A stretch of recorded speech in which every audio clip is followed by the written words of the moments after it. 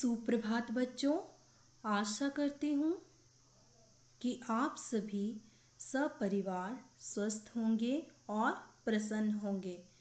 प्यारे बच्चों, आज मैं आपको ज्ञान सागर पाठ्य पुस्तक से पाठ 8 दोहे पढ़ाने जा रही हूँ, जो कि कबीरदास, रहीमदास और बिहारी जी के द्वारा लिखे गए हैं।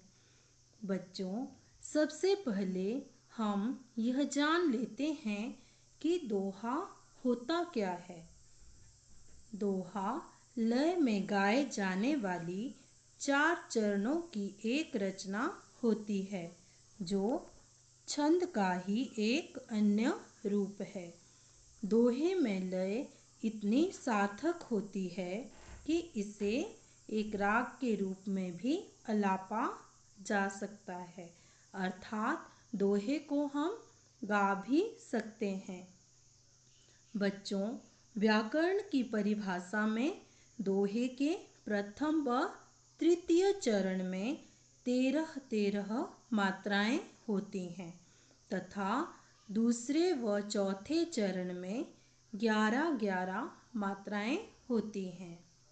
दोहा हिंदी साहित्य में बहुत ही ऊंचा दर्जा रखता है, जिसमें कबीरदास जी के दोहे प्रथम स्थान पर आते हैं।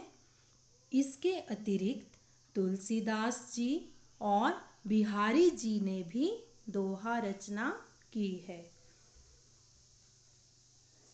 प्यारे बच्चों, थोड़ा सा हम कवियों की भाषा शैली के बारे में भी जान लेते हैं। तो कबीरदास जी के बारे में कहा जाता है कि ये बिल्कुल भी पढ़े लिखे नहीं थे। इन्होंने जो भी अपनी आँखों से देखा और लोगों से जो भी बातें सुनी, उनको इन्होंने अपनी रचनाओं में संकलित किया। तो इनकी भाषा खिचड़ी भाषा के नाम से भी जानी जाती है। बच्चों, आइए अब कबीर के द्वारा लिखे कुछ दोहे पढ़ें। तो पहला दोहा है, जाति न पूछो साधु की, पूछ लीजिए ज्ञान। मोल करो तलवार का, पड़ा रहन दो म्यान। तो बच्चों, आओ इसका अर्थ समझते हैं। इस दोहे में संत कबीर सीधे सरल शब्दों में कह रहे हैं कि सज्जन पुरुष की जात पर ध्यान न देते हुए उसके ज्ञान को प्राप्त करने की कोशिश करो। किसी के ज्ञान और जाति में जमीन आसमान का अंतर होता है। जिस प्रकार महत्व तो तलवार का होता है, क्योंकि धार तो उसी में होती है। म्यान तो खाली खोल है, जिसका धार से कुछ लेना देना नहीं है। वह तो बाहरी आवरण मात्र है। ठीक इसी तरह केवल ज्ञान का मूल्य होता है। यही सज्जन पुरुष की पहचान है। दूसरा दोहा है, तिनका कबहू न निंदिए, जो पायन तर होए। कबहू उड़ी आँखिन पड़े, तो पीर घनेरी होए। तो इन पंक्तियों में कबीरदास जी कहते हैं कि एक छोटे से तिनके का भी अपना महत्व होता है। हमें उसकी भी कभी निंदा नहीं करनी चाहिए। एक छोटा सा तिनका जो आसानी से हमारे पैरों के नीचे दब जाता है, यदि वही तिनका उड़कर आँख में आ गिरे तो अत्यधिक पीड़ा होती है। इसलिए हमें किसी को भी छोटा और कमज़ोर नहीं समझना चाहिए। बच्चों, अब कबीर दास द्वारा लिखा हुआ तीसरा दोहा समझते हैं। कुटिल वचन सबते बुरा, जारी करे सब छार। साधु वचन जल रूप है, वरसे अमृत धार। तो इस दोहे का अर्थ इस प्रकार है। कबीरदास जी क्या कह रहे हैं? कबीरदास जी कहते हैं कि कटु वचन अर्थात कड़वे वचन बहुत बुरे होते हैं और उनकी वजह से पूरा बदन जलने लगता है। साधु वचन जल रूप है, बरसे अमृत धार। जबकि मधुर वचन, सज्जनों के वचन शीतल जल की तरह होते हैं और जब वे बोले जाते हैं तो ऐसा लगता है मानो अमृत की वर्षा हो रही हो। बच्चों, दोहे पाठ में आगे हम रहीम दास जी द्वारा लिखे कुछ दोहे पढ़ते हैं। कदली सीप भुजंग मुख, स्वाति एक गुण तीन। जैसी संगति बैठिए, तैसोई फल दीन। इस दोहे में रहीम दास जी कहते हैं कि जिसकी जैसी संगति होती है उनके कर्मों का फल भी वैसा ही होता है। जैसे कि स्वाति नक्षत्र, बच्चों ये एक तरह का नक्षत्र है, ठीक है। जब स्वाति नक्षत्र में वर्षा होती है तो अलग अलग संगति के कारण उसका परिणाम भी अलग होता है। अर्थात स्वाति नक्षत्र में बारिश की जो बूंदें गिरती हैं वो जिस जिस की संगति में जाती हैं उसके साथ उसका वैसा ही परिणाम होता है। बच्चों, जब स्वाति नक्षत्र में पानी की बूंद केले पर पड़ती है तो कपूर का निर्माण होता है। वही बूंद सीप में गिरे तो वह मोती बन जाती है। परंतु अगर स्वाति नक्षत्र में गिरी वही बूंद सांप के मुंह में गिर जाए तो विष बन जाती है। तो इसी तरह से हम कह सकते हैं कि संगति का असर हुए बिना नहीं रहता। तो आपको भी हमेशा अच्छे बच्चों की संगति करनी चाहिए, अच्छी संगत में रहना चाहिए। बच्चों, अब हम रहीम दास जी द्वारा लिखा पांचवा दोहा पढ़ते हैं। रूठे सुजन मनाइए, जो रूठे 100 बार। रहीमन फिरी फिरी पोहिए, टूटे मुक्ता हार। मुक्ता हार का अर्थ होता है बेटा मोतियों का हार। फिर फिरी का अर्थ है बार बार। तो रहीम दास जी क्या कह रहे हैं कि यदि आपका प्रिय 100 बार भी रूठे तो भी उस रूठे हुए प्रिय को मना लेना चाहिए। जिस प्रकार यदि मोतियों की माला टूट जाए तो उन मोतियों को बार बार धागे में पिरो लेना चाहिए, क्योंकि सज्जन व्यक्ति और मोती दोनों ही अनमोल होते हैं। हमें कभी भी इन्हें खोना नहीं चाहिए। अगला दोहा है बेटा, बिगड़ी बात बने नहीं, लाख करो किन कोय। रहीमन फाटे दूध को, मथे न माखन होए।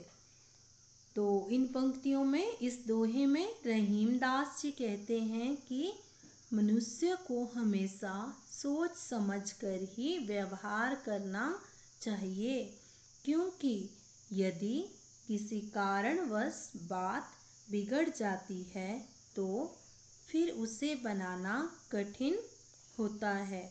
जैसे यदि एक बार दूध फट जाए तो लाख कोशिश करने पर भी उसे मथकर मक्खन नहीं निकाला जा सकता। इसीलिए हमें हमेशा व्यवहार करने से पहले अच्छी तरह सोच समझ लेना चाहिए। रहीमदास जी द्वारा लिखा 7वां दोहा है बेटा। रहीमन निज संपत्ति बिना को न विपत्ति सहाय, बिनु पानी ज्यों जलज को नहीं रवि सके बचाए। बच्चों, निज का अर्थ होता है अपना, संपत्ति होती है धन या संपदा। को का अर्थ है यहाँ पर कोई, विपत्ति विपत्ति या मुसीबत, और सहाय का अर्थ है सहारा। जलज का अर्थ है कमल और रवि का अर्थ है सूर्य। तो आइए इस दोहे का अर्थ समझते हैं। रहीम जी कहते हैं कि संकट की स्थिति में मनुष्य की निजी धन दौलत ही उसकी सहायता करती है।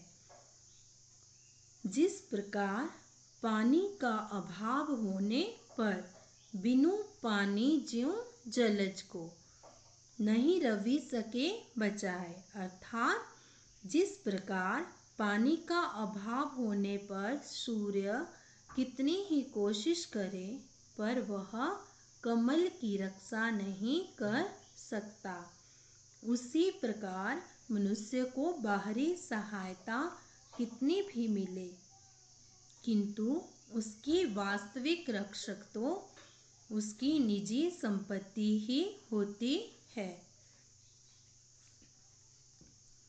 अब बच्चों हम 8वां दोहा पढ़ते हैं और 8वां दोहा लिखा है कवि बिहारी जी ने। ये श्रृंगार रस के महान कवि हैं। तो आइए बच्चों इसे समझते हैं। शीश मुकुट कटी काछनी, कर मुरली उर माल, यही बानिक मो मन बसो, सदा बिहारी लाल।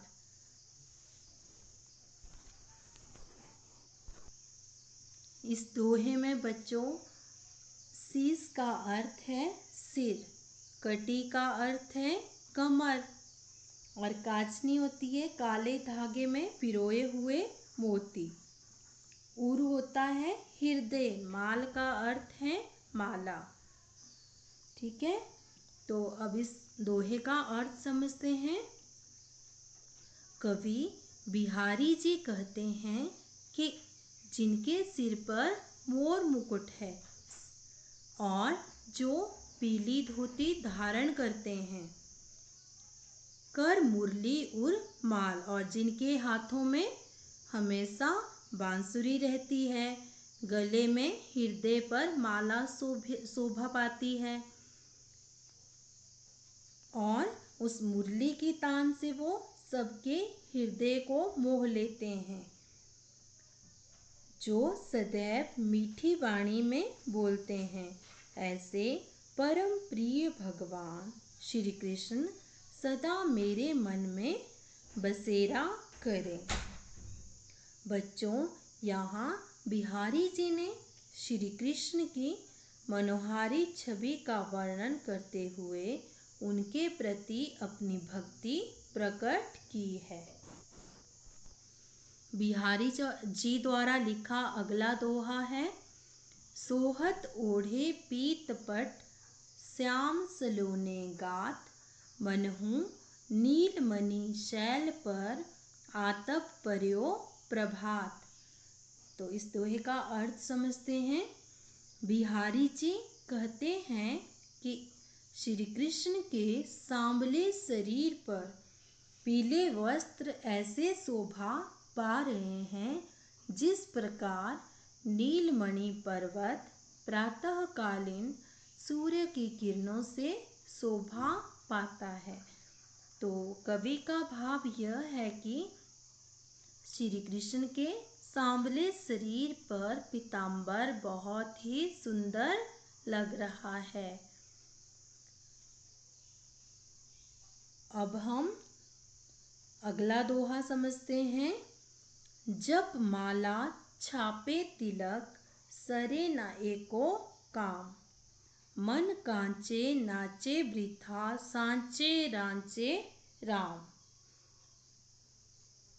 तो जैसा कि बच्चों इन पंक्तियों से स्पष्ट है, बिहारी जी कह रहे हैं कि ईश्वर की भक्ति के लिए बहुत से लोग बाह्य आडंबर करते हैं, दिखावा करते हैं, दूसरे लोगों को दिखाने के लिए क्या करते हैं, जप माला छापे तिलक, बहुत ज़्यादा जप करते हैं, पूजा पाठ करते हैं, माला धारण कर लेते हैं अपने गले में या माला जपने लगते हैं, फिर माथे पे चंदन का बड़ा सा छापा या तिलक लगा देते हैं, लेकिन इससे सरे न एको काम, इससे कोई भी काम पूरा नहीं होता।